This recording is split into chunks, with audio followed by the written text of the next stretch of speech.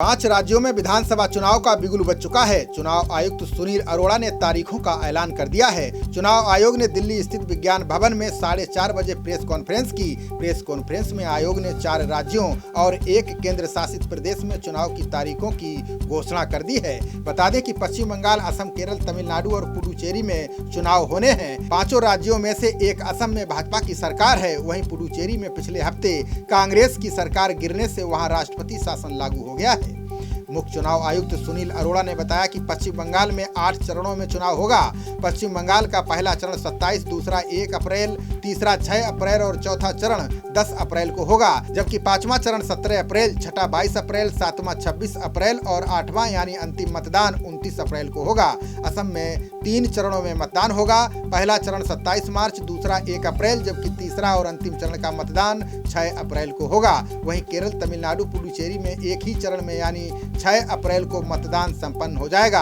5 राज्यों की मतगणना 2 मई को होगी, यानी 2 मई का दिन 5 राज्यों के लिए बेहद अहम होगा। इस दिन किसके सिर मुख्यमंत्री का ताज सजेगा और कौन विपक्ष की भूमिका निभाएगा, ये तय हो जाएगा। कोरोना के बढ़ते मामलों और सुरक्षा की दृष्टि से चुनाव आयोग के सामने पश्चिम बंगाल, तमिलनाडु और केरल में चुनाव करवाना सबसे बड़ी चुनौती है। चुनाव आयोग का कहना है कि उसने कोरोना प्रोटोकॉल को ध्यान में रखते हुए तमाम तरह के उपाय किए हैं। वहीं पश्चिम बंगाल में सुरक्षा बलों का पूरा बंदोबस्त कर दिया गया है।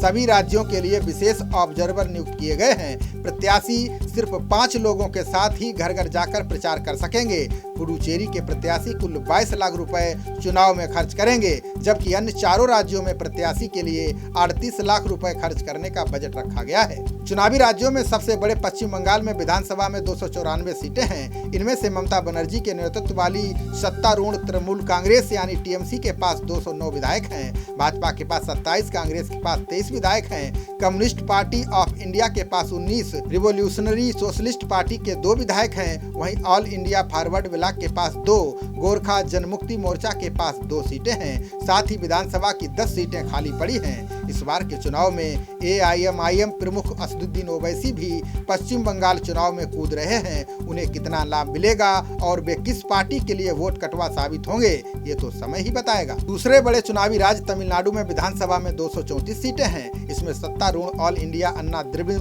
मनेत्र कड़घम यानी AIADMK के पास 124 विधायक हैं। वहीं द्रविड़ मनेत्र कड़घम यानी DMK के पास 97 विधायक हैं। कांग्रेस के पास 7 विधायक हैं। इंडियन मुस्लिम लीग के पास 1 और अम्मा मक्कल मुनेत्र कड़घम के पास 1 सीट है। इसके अलावा 4 सीट खाली हैं।